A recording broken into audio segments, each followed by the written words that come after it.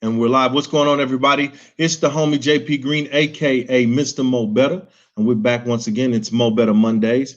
We have a couple special guests. We got a special guest bartender, Luis Diaz. He'll be on just a little bit later to share a drink with us. And man, one of my favorite poets. I am a fan. I told this dude he was like Sci-Hi the Prince to me. That's my version of Sci-Hi, man. And he's the reason I titled this episode "The Making of a Master Storyteller" because this cat, man, is one of my favorite storytellers, and that's why I love to watch him perform. We have Calvin J, and we have him on today, and we're gonna catch up and chat with him and see what he's been doing during the quarantine and everything that's going on right now. Just to tell you just a little bit about us, we have Jambox Revolutionary. That's the launching pad for the Get Back Show, for Mo Betta Mondays, and also Soul Force Apparel. All those things that we have going on, we're under that umbrella. It's our multimedia and and all encompassing. That's Jambox Revolutionary. You should go follow Jambox Revolutionary on Instagram, and we also have a Facebook page. Go like the Facebook page, and then the flagship, the Get Back Show is our flagship show. That's our podcast show. We'll be back here in about a month and a half or so. I have some, man, we got some really dope stuff we've been working on. I just caught up with Jasmine. If you don't follow her, J Nicole, you can follow her on Instagram, and she's been working on a lot of great visual arts and just out in the community. I got a chance to join her a couple weeks ago at the Oak Cliff Veggie Project, and that was a blessing just to be out there in the work and see everybody, and kids were out there. Also, later on the show, if you want to check tomorrow, once you check the Mo Betta, the Get Back Show page tomorrow on Facebook, and I'll post it on Instagram as well. I'm going to start my writing back, and we're going to start with the first, the parable of the storyteller. So it should be an interesting read. I've been doing some thinking and some plotting and planning for that, so it should be interesting. Without further ado, let's get into what we came here for on Mo Betta Mondays. That's to give the people what they need and what they want. And what they need and want is to hear from one of the up and coming storytellers. I'm not just going to say poets, man. Storytellers are, for me, are remind me of our ancestral legacy of how history was passed down and events happened. And whenever I see this cat perform, like I said earlier, I was just telling him he had done a piece, like I was drawn into that moment with him, and you really reflect and you are drawn into his performances. And he's a teacher, man, because he gives history lessons while he's doing his pieces. So not only is he a dope wordsmith, he's a bit of a historian too. I put it to you that way. But I really appreciate this brother, man. So everybody, this is Calvin J. What's going on, Cal? Appreciate y'all. Hey, how you doing, man? Thank you, everybody. I hope everybody's having a blessed week, blessed start to your week, and maintaining through this whole COVID pandemic situation.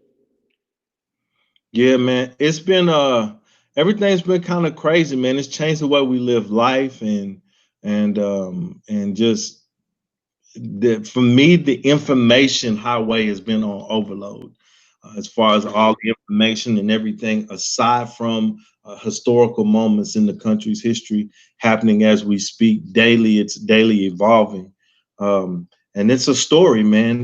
This has really been the time frame of, if you understand narratives and controlling Right. the narratives and painting the narratives. That's what this has been like to me, is just watching stories unfold. Hmm. Um, Most definitely. Caught up with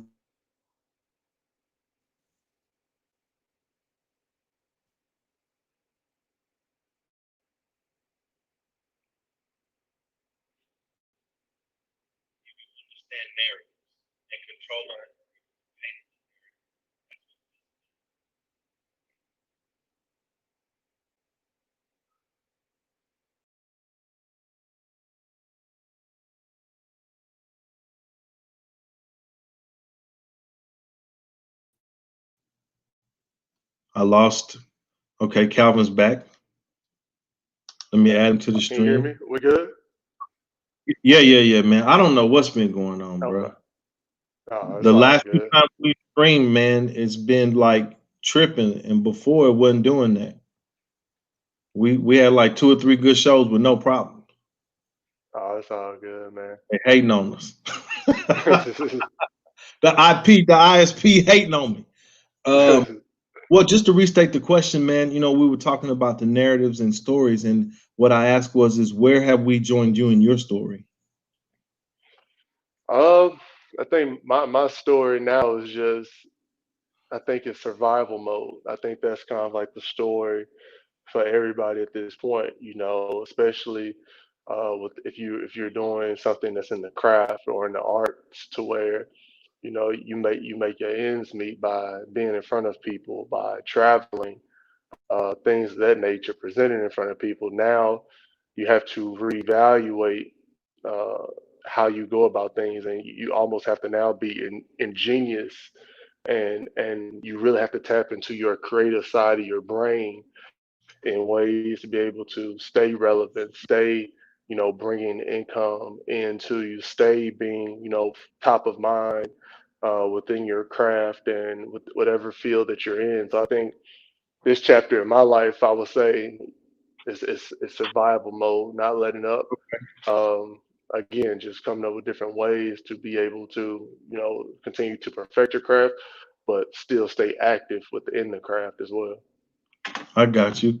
So so you said survival mode. What's the journey been like during survival mode? I mean, going from when we first met a couple years ago to Right. where we are now, what's the journey been like for you since we've arrived at this moment where, yourself and everybody else is in survival mode? What's that journey been like? I think the journey now is it's almost the same but just different to where I can't travel. So when it comes to features, I can't. I had a feature that I was supposed to be in Killeen for in the top of July, and I couldn't go to that.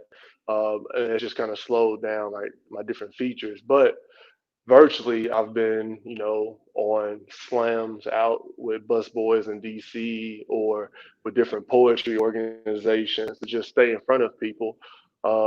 Then constantly also releasing content on my Instagram page and on Facebook, Twitter, and things like that. So it's just a way of the things that you were doing when you were going out. Now that you can't go out, you have to intensify those things that you were doing as far as constantly creating content, uh, doing memes that may have your poetry on there. It's at this point in stage, it's really all about content. It's like what can you create to be able to continue to stay top of mind within the field. So I mean, it's you've had to pivot from what you were used to doing Right, to something new. I mean, that's with I think that's with not even just everyday life for people having to readjust and reevaluate how they go about everyday life, but the last few interviews I've had have been with entrepreneurs, and that's been the thing. How do you stay viable during this? How do you maintain a viable business during this time frame? And it's been everybody's been having to pivot and look at different avenues of how to make money, how to maintain client relationships. And that's the same thing as an artist. You want to stay in front of the people. Exposure matters to right, you guys, and I do understand that, man. The greatest thing about the virtual though is you do, if you really get into it and embrace it, it does allow you to reach an audience you would never reach just right. performing. We were talking about that earlier with just performing where you are in your locale, or if you travel outside of your city, whatever. But virtually, people can see you all over the world, so it is an opportunity to grow your fan base, man. And you put out dope content, bro. Like Appreciate it. Thank you. put out Thank you. dope stuff, man. So just just drop stuff. Hey, man, keep it old school. They used to drop singles back in the day. Oh, Right. you know Oh, what I'm man, saying? they still do it now. So, What's yeah, that I've been looking at it on on the number a one? lot of different areas. Huh? I say I've been looking at it on a lot of different areas, like just again, just trying to stay trying to stay creative with content flow. What's going to get the most traction? What can you share the most? What can you put out there that ages well? You know what I'm saying? And kind of Yeah. hold people over, or what what what type of poems or like things are going to catch the ear, but not being commercial with it, but just like what is a subject matter that can really hit home to a lot of people. I think last month or May, I think it was May. Yeah, May. I did a poem about black families not wanting their children to go to therapy, and that's always been like a Bantu thing. Yeah. Like Yeah. our parents have always told us as kids that therapy is if you're crazy. Therapy, that's what white people do. Like therapy has always been looked down upon by the black people, and that Bantu has been passed down each Hmm. generation. And I think it's like the point in time to where like my generation has like come to the realization like, okay, it's a lot of stuff in our families that's messed up that we don't address, and so now we have to burden all that, and that we as a people don't realize that contributes to a lot of our broken families, to a lot of our mental illness, that we are never taught to express our feelings or express our Hmm. emotions.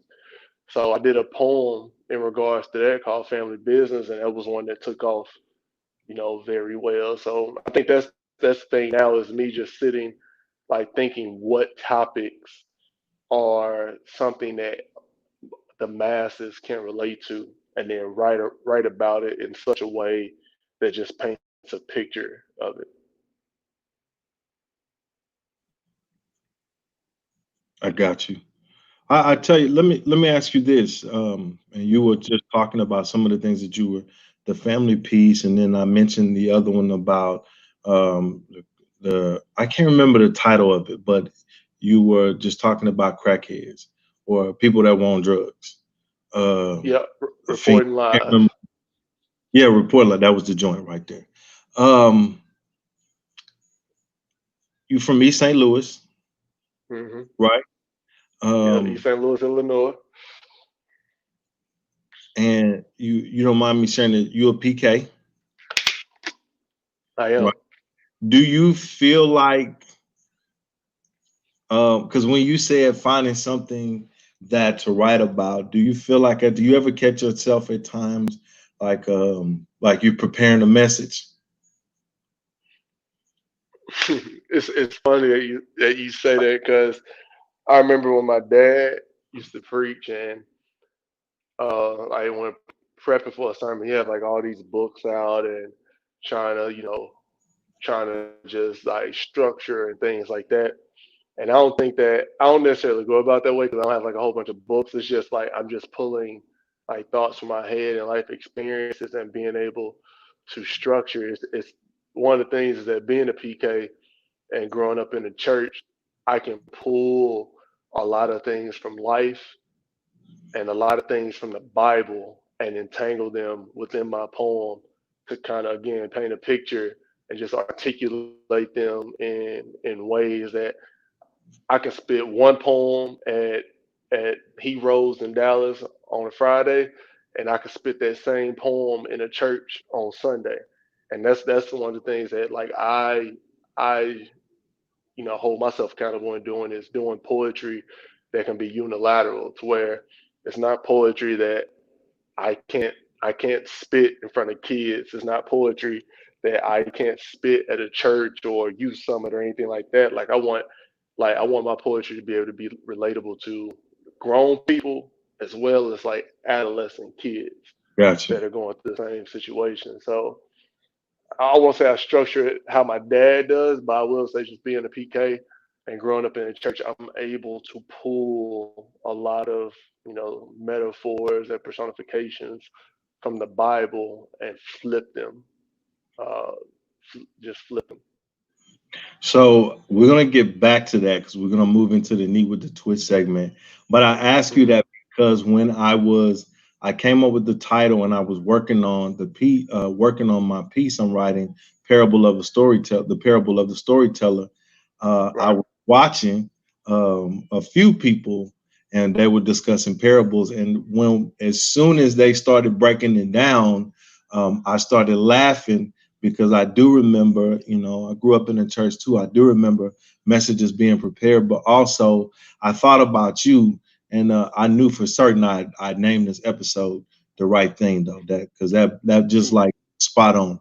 But right now, everybody, we're going to put a pin in that, and we're going to jump into Neat with the Twist segment, and we're going to bring Luis Diaz into the stream.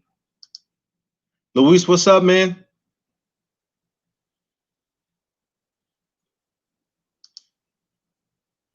Hey, Jonathan. Hey. Thank you for having me. How are you? I'm good, man. Good, man. Good to see you. Yeah. I knew I had to bring on somebody that's going to bring us something fresh and new and innovative to keep that little part of the show going, because you guys, the bartenders, have really been, my guest bartenders have really been rocking out. Shout out to Ebony and Kendra from Rare Essentials. So, Luis, what do you have for us today, Chief? So for today, we have a summer cocktail that's going to be featuring watermelon. With that cocktail, we're going to be making a watermelon spritzer. So for our spirits, I'll be using a gin, which is the Botanist gin, Saint Germain's elderflower liqueur. I'll also be using agave, flower water, lemon, bit of mint, and then our main ingredient is going to be the watermelon. So we'll just get started with that. So we're going to start with the watermelon here, where you just chopped up a few watermelons. We're going to use about 5 to 6 watermelons in there. We're going to use some agave with that. I like to use agave rather than any kind of simple syrup. It's just a lot more natural sweetener to use with that. So we'll just put half an ounce of agave nectar in that. Once you got those 2 ingredients, then we're going to be modeling. Watermelon is a really nice summer fruit to be using. It is 92% water, so it does keep you hydrated. A lot of health benefits to it as well. It's really good after workouts as well. So if you have any soreness for your muscles or cramps, if you just eat or drink some watermelon juice, that really helps with restoration of those muscles as well. So once we got all that muddled, we're just going to add a little bit of citrus. So I'm going to be using the lemon on here. So we're just going to squeeze a little bit of lemon. You'll just use maybe 1/4 of an ounce. So not too much from that. We're going to use some mint sprig as well. That's going to give it that cool, crisp taste to it. So it's going to be nice and refreshing. Rather than muddling, we're just going to give it a nice slap. That slap just really releases those oils. So you're going to get a lot of mint flavor and those essential oils out of there. So that's all you really need. And rather than muddling and tearing off those leaves, just keep them whole in there. So for our main spirit, we're using the Botanist gin. This is a really good gin to use. It has 22 botanicals in it. It's really nice, light, and crisp, which is kind of the overall what we're trying to go with the cocktail, just keeping it light and refreshing. So we're just going to use 1.5 ounces of that.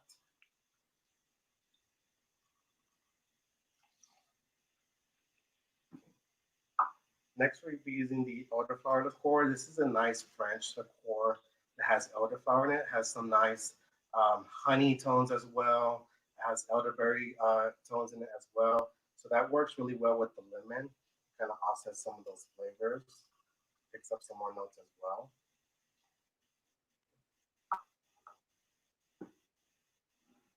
So those are all the ingredients that we're going to mix in this beaker here that you see. Next thing we're going to do is just going to pour right over your glass. We're going to use a micro strainer to get all those seeds, the mint leaves, and the pulp out of there, so you get more flavor as well as you're straining all those juices out of that watermelon that was left in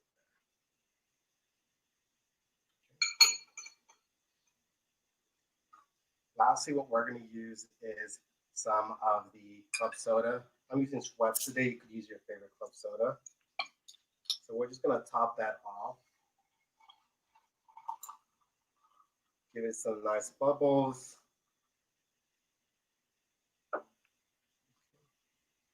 And here I have prepared some garnishes. So I just did some watermelon spears with a bit of sage. So we're just gonna drop that in as well. We're gonna add some lemon zest. So that's gonna give it some nice botanicals as well. Roll that around the rim.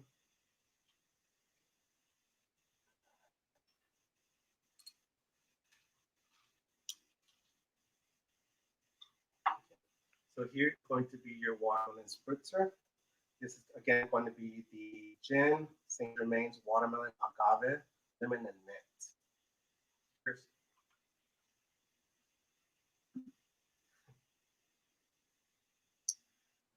can't hear you, John.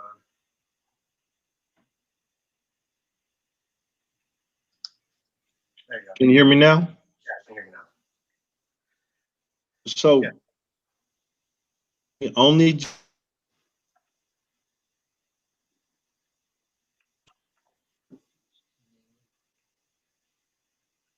you hear me?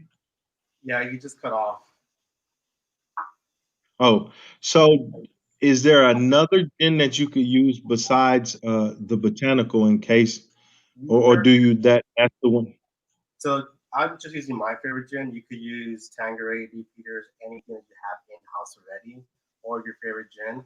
Um, for the Saint Germain, this one's going to be a little bit more difficult to substitute. There are other substitutes, but this is by far the best Saint Germain's elderflower liqueur that I've had. So Okay, that gin definitely replaceable with any of your favorite gins, but I do recommend the Saint Germain's to go with it. okay. And is that you have what would I when would I be drinking that spritzer? Is that just This a brunch? Definitely for brunch or dinner. It's more on the lighter side, so it's gonna be nice and refreshing. So if you're out on the patio, if you're having a cookout, you could definitely make this in a batch and serve it all around for the family. So it's not something you have to hold off for yourself. If you're just in the house, you can absolutely just take it out into the patio and serve it up on a pitcher. The watermelon has such great flavor, and again, it's really refreshing. You adding those bits of watermelon in it just really livens it up a lot. Got you. Let me ask you this: where can we find you? So you can find me on Instagram. My handle is going to be LOUDAYS, so Luke Days. You can find me on there. If you have any questions on the cocktail, I have any recommendations on maybe a future cocktail or something different that you maybe struggling to use in your pantry, I'd love to kind of chat and see what we can figure out. Maybe if you have a tequila that's kind of been sitting in your pantry, a liqueur that you've been wanting to use but not too sure what to pair it with. Definitely um, can hit me up on Instagram, and then we can talk about any kind of cocktail that we can create with what you have at home already. Yeah, are you bartending anywhere? You manning the helm anywhere right now? We can come see you. Absolutely. So right now, I just recently opened a bar in Frisco 3 weeks ago. So I took up residence at the Canopy Hotel in Frisco, right near the Star training facility. So if you go near there, you'll find the Canopy by Hilton. I have a bar there named Modern Greens. So we create um, all homemade syrups, um, infusions, as well as our own cocktail menu. They're all unique to our modern green lifestyle. So we are going for more of a green and healthy, fresh fruits and herbs. So that's the what we use in our cocktails for ingredients. Okay, cool, man. So that's you told me Friday and Saturday, 5 to 9, right? Friday, Saturday, we are open 5 to 9. Um, Sometimes we are open a little bit later on Saturday nights till maybe 10 or 11, just depending on our crowd. But definitely, if you're wanting to try out some nice craft cocktails, maybe you're missing something with the bars being closed, we do offer some snacks and food behind the bar to go with your cocktails as well. So if you're wanting to try something new with fresh fruits and herbs, come and see me. I'd definitely be happy to serve you. Y'all heard that. Go see him. Tell him I sent you. Hey, Luis, Absolutely. man, I appreciate you, brother. It's always Thank, good seeing you. I'm glad you're in good health.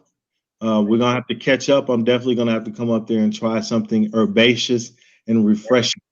That's All good right, to man. have. Until the next time, man, stay safe. Thank you, Jonathan. All right. What you think, Cal? Hey man, he was up there mixing it on up. I was like, okay. One thing about bartenders, I give all the kudos to them because I seen them making them drinks and how they memorize all these different drinks and the different names and what going what. I, I, my kudos off to him. Yeah, man, he's pretty dope, man. We worked together at the start. It was my little part-time gig. I was up there, and he was the man, but he was really dope. He always had some great ideas, and so it was awesome to work with him. That's why I hit him up because I knew he was going to have something. Well, let's jump back into where we were before Mm. Neat with the Twist. And hey, guys, by the way, before we get off into the rest of the conversation, Neat with the Twist, the recipe will be up tomorrow. It will be up on the Get Back shows on this post that this is going to be on this video. You can go find it there, and also it'll be on YouTube. You go to the Get Back show on YouTube. It will be in the post itself in the caption. So it will all be there. And of course, and if you want to hit Luis up, please hit Luis up. Lou Days, hit him up, and he has more recipes for you. Now back to where we were, back to the story at hand. Hmm. But we were just talking, we were talking about just the whole thing about preparing messages, being PKs and stuff like that, being a PK and preparing a message, man. I always feel like when I see you perform, I feel like that's why I always be like, you need to give it to him. Thus say KJ. Give him that good word. That's what it always feel like, man. I feel like I've been in a mess. I've been wanting to give the benediction and everything when I come up back. Would there be one? Uh, Is there one? is there one? I tell you what, though. Speaking of subjects, during the pandemic, has that shaped your mind frame or change? Moved you in different directions as far as your writing goes? Um, I won't say it has. I think the one thing that kind of shifted um, was when the George Floyd situation. Well, I won't say situation when the George Floyd murder happened, and you saw for weeks, or days, I should say, like the looting and the burning and everything like that, and just kind of seeing the commentary that was given about, you know, burning down buildings and people acting like savages or whatever the case may be. And granted, there, I mean, there were white antagonists that were setting a good portion of those fires and looting stuff that went unreported in the news. It was always on the black people, but just from us, if you look at the history, I mean, even with George Floyd, you go back to Rodney King. I'm from East St. Louis, Illinois, so I was at ground zero with Ferguson. So I was in the city when all that was going down.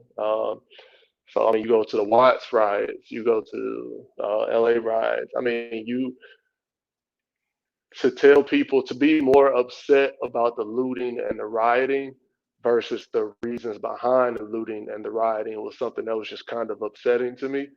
That was always highlighted more than the actual actions or the history that was leading up to it. And so I wrote a poem about that, just about how looting and rioting is the American way. White people were doing that before black people were even free. But that's given to us in textbooks as this glorious moment of, liberties and freedoms and patriotism and the foundation of this country. But when black people do it, it's, savagery, breaking the law, thievery, all these negative acronyms. So I wrote a poem in regards to that paradigm and that contradiction that black people get for doing things that white people historically had did, and it was viewed as patriotic. So I mean that I believe that's probably the only writing that I did in regards to like during this whole pandemic situation that was in a reflection of like the society.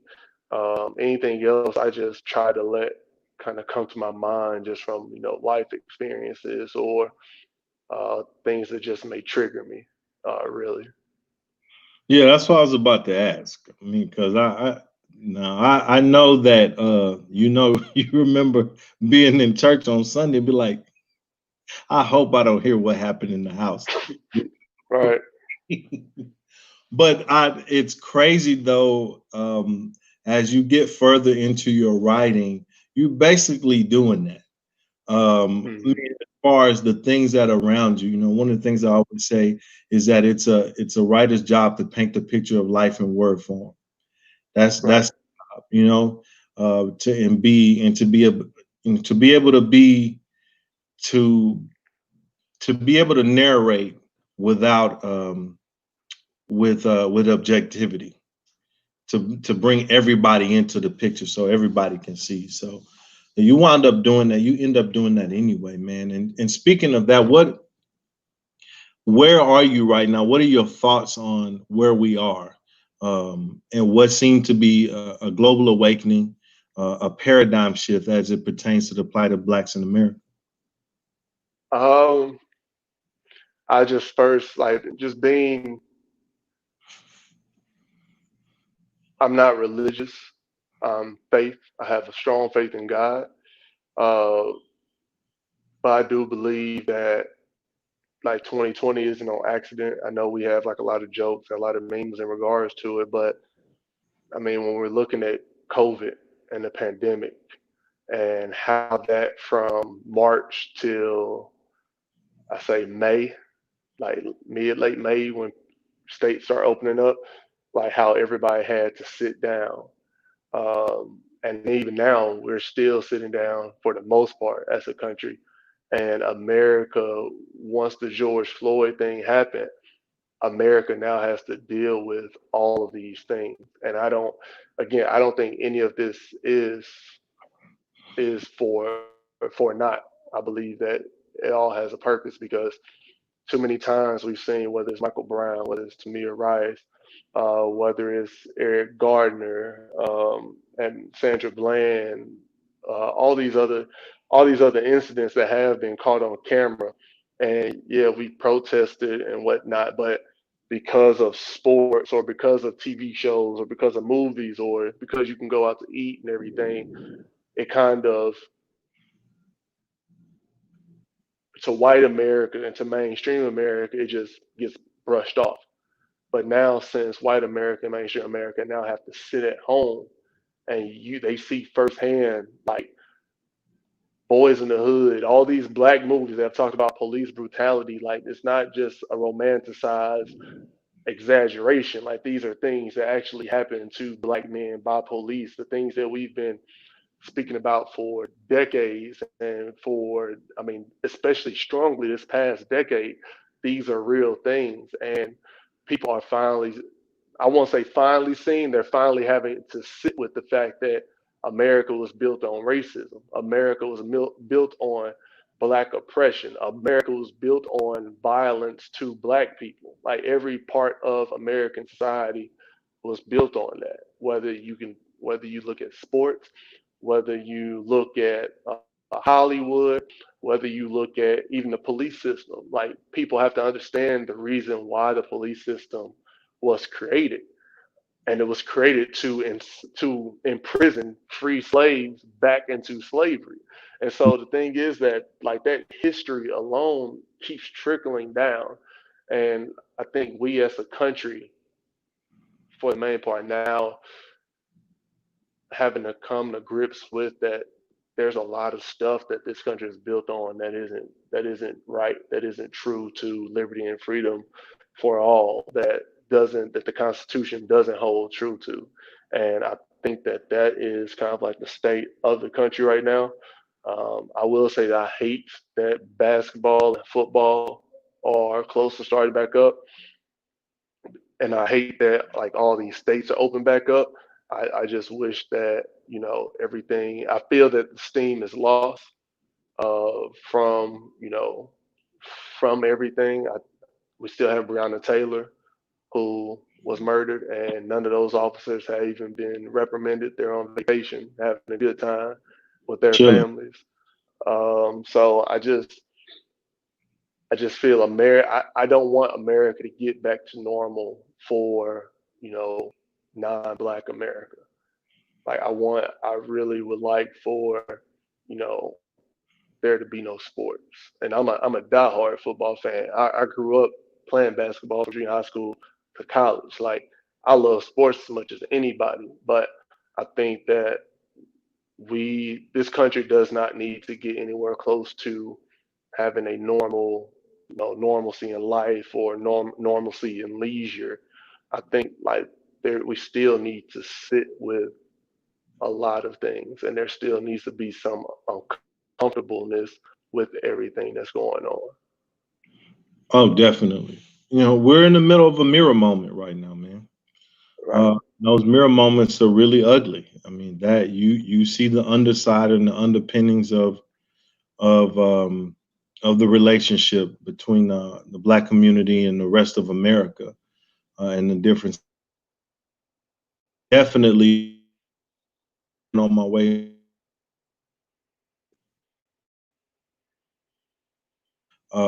We're driven by narrative. We're driven by distractions. That's really right, what we're driven by. And that's why it's like a 72-hour cycle for social justice, and then everybody's back to what they were doing, and it's been that right, way. And I'm in agreement, man, because everybody's had time. They have to sit in. They're having to gain an understanding of what's really going on. So I'm right, hoping I continue to hope for the best for us, man. That the biggest thing, you know, I told my kids the other day we were coming home. I told my daughters the greatest gift you can give your kids right now is history, because hmm, we lack so much of it. right, There has been a lapse in the passing down of history hmm, between the baby boomer generation to Generation X to now the millennials, which I think the millennial and had during the civil rights movement, and leading up to the civil rights movement, and even into the Black Power movement, of wanting to know who they are, where they come right, from, know their history, um, and to assert themselves, not just to be accepted into society, but to say we are part of society. We help build it. right, Um, I think that that's one of the things I tip my hat to, because I'm a father. I have two millennials. Like I'm raising two millennials. You know, so they're on the hmm, right on the tail end of that in Generation Z. But it's a really wonderful thing to see my daughters. We have conversations. I'm reading The Fire Next Time with my 19-year-old right now, and right. at her, and she was in here. She spent the whole Saturday watching James Baldwin lectures and speeches with me. And she's like, "Dad, I'm supposed to be educated. I'm Nah, supposed but to." that's how it should be. I think like I'm blessed to have, you know, the parents and the grandparents I did. I'm blessed to be from East St. Louis, Illinois, and I mean East St. Louis is, I mean, it's a black city. It was a white city. Black people came up from the South. White people moved out, and now I mean it's been a black city for decades. But coming from this city and coming from my family, like you have no choice. Like you like the black history is there. Like you have to know the black history. And my parents, especially my mom, like growing up as a kid, I went to Sister Bowman in East St. Louis. We had Black History classes by uh, by one a black woman that came in. She would teach us Black History. Probably I think it was like 45 minutes, an hour out of the day. I think she would do that like twice a week for like a certain amount of time. And I mean these as kids. But then I would go home, and my mom would, you know, tell me all these different Black History things. I would go to church, and we would know all these different Black History things that we would get taught. So I think it's really like from with your generation and prior, like we have to bring back that proudness of our history to be able to educate, you know, the younger kids coming, because people have to know more than just Martin Luther King and Malcolm X. Like that it's Oh yeah, just not enough. Like Black history is so much more than Martin Luther King and Malcolm X. Like to be able to know about Charles Drew, to be able to know about Garrett C. Morgan, to be able to know about all these different people that contributed to American society, and then even just the civil rights movement, I think is something that every black child should grow up knowing, other than just Martin Luther King and Malcolm X. Definitely. I think there, I mean, I really believe there needs to be a re-education on as far as what the civil rights movement is concerned, not even just in the black community, but also Hmm. in those, no- kids are, they are taking the history and they sick the dogs on them. Or when my Right. professor hung up the picture of Emmett Till and in Hmm. the classroom and left it sitting up there, and he did it on purpose. So that to me was like, I'm an older cat and I'm taking this class and I'm up here with these these kids and they shook. They're shook. And she was like, "Can you take it down?" He was like, "Nope. You have to sit up here and this is what you're gonna look at the whole time because we're gonna talk about it today." So Yeah. it definitely, one of the best quotes I've heard during this whole thing, and there's been a lot. There's been a lot of gems, but one of the best things I've heard is when Killer Mike was on First Take, and he said it was either no, which one is with Skip? It was no with Stephen A. Undisputed. Undisputed. With Stephen A. Stephen A. is First Nah, Take. Right? Skip is undisputed. Stephen A is first take. Okay, he was on First Take. No, I don't remember whichever one he was on. But It, Killer it Mike was it was undisputed. I remember it. It was on undisputed. disputed. Hmm. You cannot because you have not been educated. And that was one of the best lines. I mean, that was an epiphany that he dropped. And that is not just it was directed toward um, white America, but it also is something, a lesson that we all can take with us is in the areas that we lack empathy, we have to ask ourselves, are we educated enough on what's been going Yeah, on with everybody? So I think that was I Jim. think that I was gonna say I think the thing is though when you're looking at to lack empathy, I don't think that I honestly don't think that white America is uneducated. I feel that white America has always turned a blind eye because and basked in willful ignorance because it didn't affect them. So I don't think it's a matter of white America being uneducated. I just feel that they've always accepted being willfully ignorant of everything. But also, you know, going back to what you were talking about with civil rights, and even going back to like we talk about Civil War, I think it's hard. That's a hard thing for a lot of white teachers to teach because if you go back to the Civil War was about slavery. They can talk about economy, they can talk about the railroad, but it was about slavery.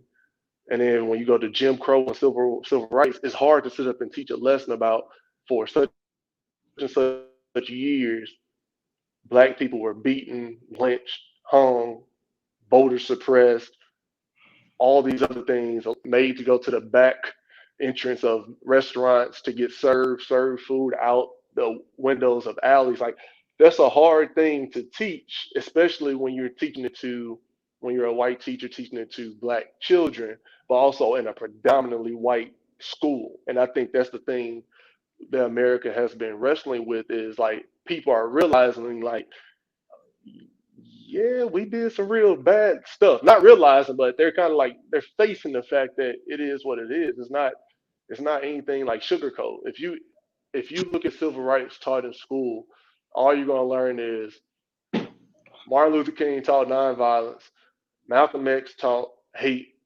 and violence. Malcolm X got killed, Martin Luther King got killed.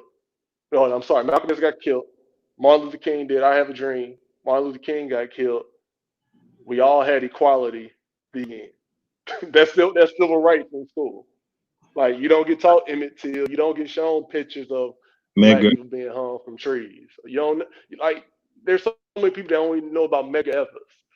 Like there's so much like history that's not taught, and so much negative history is not taught out of out of just trying to save face, and that's where the problem comes in at, and that's why no one really truly understands this moment until now, because no one is ever made to feel guilty, or empathy isn't taught when you are in junior high school or high school. It's just kind of glossed over. You just Martin Luther King, Malcolm X got killed, Martin Luther King got killed. Everybody was equal. The end. Yeah, and that there's a point to make. That's crazy because you remember back in I think it was mid '90s, because there was so much violence on TV, and they said by the time a kid is like 6 or 7 years old, they've already seen like 200 murders. Or I can't remember what the exact statistics. I know somebody out there will fact check me. I'll fact check myself after the show. But but the point that I'm just making is that they were uh, in one instance we had a generation being desensitized to violence, but in school we educate them about the violence of this country. You know what I mean? Like the violence of how this country came, the violence that it took to shape and fashion and frame America. Right. Great question. I was going to ask you, brother. I can't. Oh, so um, I know that you can.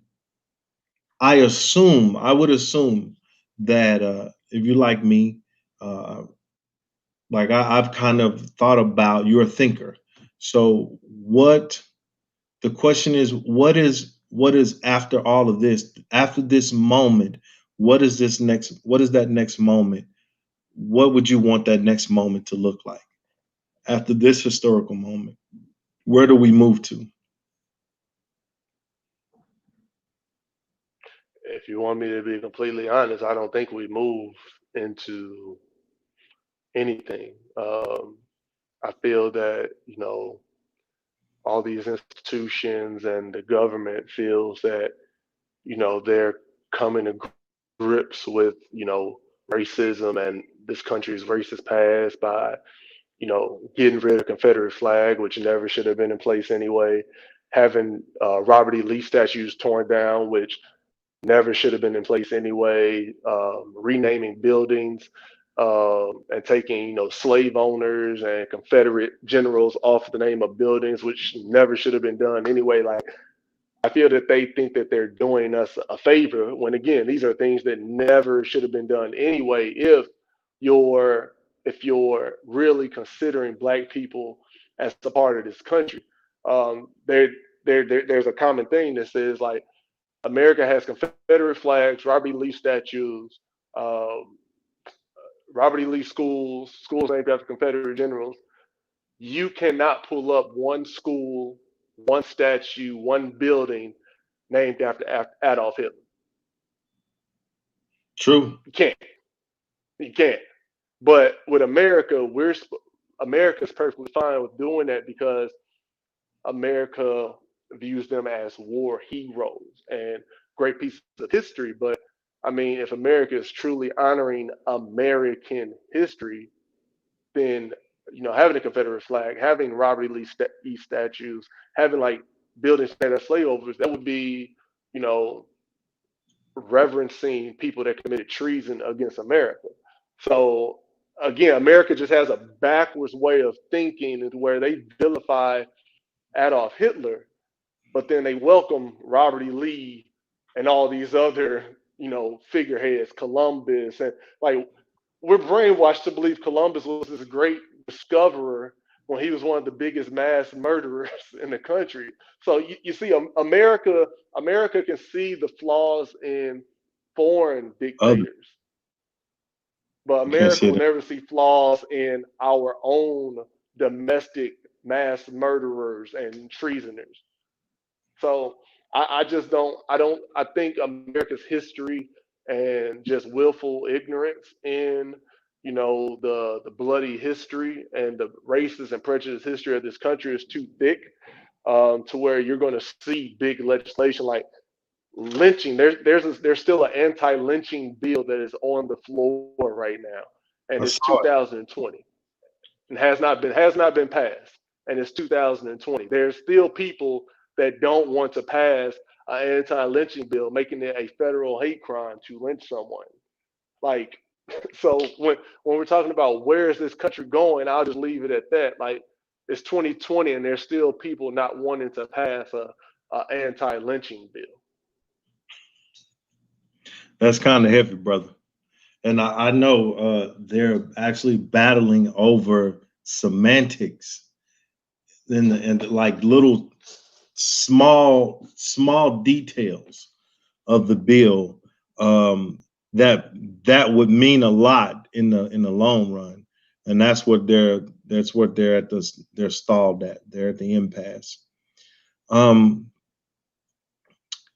it's been a time, man. I mean, it's a moment in history right now. Do you think after all of this is done?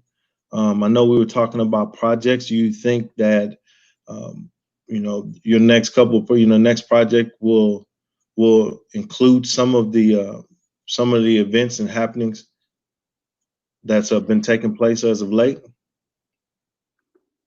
I don't know. I really can't say. I think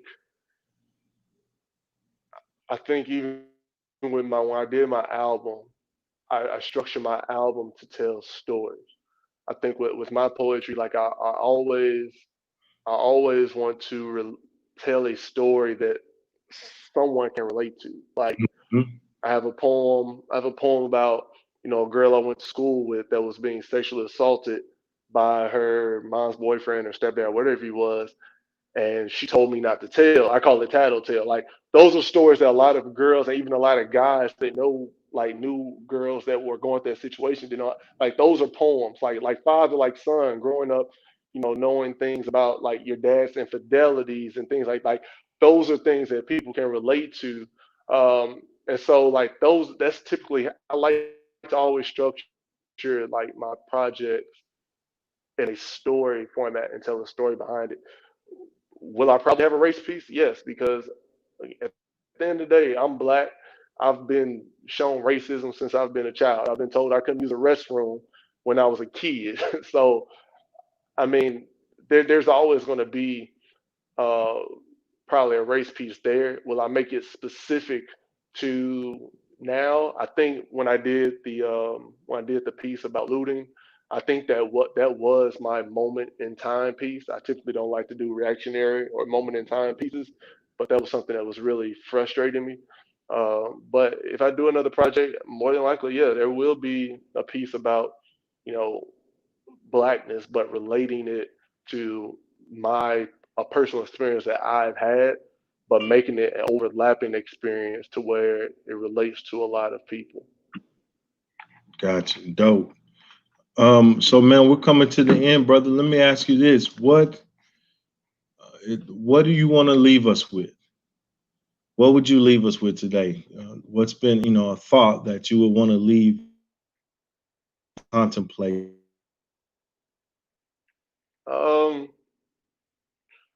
the first thing that I do want to say is that I know it kind of got glossed over because of the George Floyd things, but again, uh, we still need to seek justice for Breonna Taylor. I find it crazy that there's a Breonna Taylor law, but her killers aren't arrested. So there's a law against the things, a law to prevent the thing that happened to her, but there's not any prosecution against the people that did the action to her. So I just find that completely crazy. So she still needs to seek justice. I feel that the entire state of Kentucky has dropped the ball with this, whether it's the mayor of Louisville, whether it's the governor of Kentucky, whether it's the senator, House, the representative, whatever. I feel that they've completely dropped the ball with this situation. And that is something that still needs to be at the forefront. Um, Kind of going back to where you said, where do I see us going from here? I go back to the incident in Georgia when Ahmaud Arbery was hunted down and killed, quote unquote, a citizen's arrest, because he was deemed to have been breaking into a home. Uh, I just I just want people to understand that this isn't going to change overnight, nor is it going to change next year, nor is it going to change 5 years from now, 10 years from now. It's 2020, and black women are being killed in their sleep. Black men are still being hunted down in rural Georgia. Black men are still being killed by police uh, in broad daylight on camera. So this isn't something that is going to stop. We just celebrated fifth anniversary of Sandra Bland mysteriously dying in police custody. That still has not been looked into, how it should be and how it should have been at that time. So Mm-hmm. I guess the thing that I just want to leave everybody with is that to to all black people, stay strong, stay fervent in seeking justice, protect each other. Kings, continue to protect yourself, look after yourself, but at the same time, protect our ladies, protect our queens as well. That's first and foremost. To white America, if you know you have friends that you know are racist or they make racist jokes, like hopefully this time more than any other time you realize that that's not cool. If you see Confederate flags, if you see all these generals, like you should know that that's not cool. Like you should be able to understand that all the history of this country has probably force fed you to believe and force fed us in school is built on a lot of whitewashing and Mm-hmm. blackballing of black people. And that is the thing I want to leave. A lot of this train of thought has to change, and we have to be the generation that changes that. Whereas with black people, we have to teach our children our history and let them know about what what they need to know about us. And with white people, teaching their children, look, this is what this country was built on, all the bad, but this is how you need to go about, going forward. Not prejudging someone, not looking down on someone because of the color of skin, not allowing people who perpetuate stereotypes to be considered your friend or you associate with them. I think it's just going to take generations of a complete overhaul because again we still have 60, 70, 80-year-old people that are in positions of power that grew up in Arkansas when Little Rock Nine was going to Central High School. They grew up in the civil rights movement. That grew up, flying the Confederate flag. That grew up thinking that all black men are thugs and black women are subpar. Like we still have a whole generation of those people. So it's going to be up to those people dying out and this generation raising children into thinking and believing in equality of everybody and just to get this racism. Racism is not going to go anywhere, but it can be mitigated. And that's the thing that we need to focus on is mitigating and reforming uh, bigotry, reforming systems, defunding certain policies that are against black people. Just there needs to be a complete overhaul of the system, whether it's police, whether it's legislation. Like there needs to be a complete overhaul of everything. Definitely. That's some strong words, brother. That I mean, that's good stuff to take away and go into this week with for everybody out there. You guys, where do our listeners and viewers follow you at and find you? You guys can follow me on Instagram. It's at Calvin, Calvin spelled with a K, underscore J. So at Calvin J. My album Voicemail Poetry Saved Me is on all DSPs. So Apple Music, Tidal, Spotify, all of them. You can purchase them through iTunes as well. Um, so yeah, That's everything. So Instagram and all DSPs is where you can find them. Feel you. Well, man, it's been a pleasure, my brother, having you on. We got to link up. Definitely want to come see you perform. I'm gonna continue to encourage you to right there in your and give us a good message. Thus saith Calvin J. And we need that right now, bro. We need it. To all of you guys out there, in closing, this journey that we have all embarked on has at times been referred to as the art of life. So, as a reminder to myself and a suggestion to all of you out there, be brave, be brilliant, and be mindful of when and where you place the strokes on the canvas. As always, until the next time, I'm sending all my love to you, and my prayers are for you. Peace.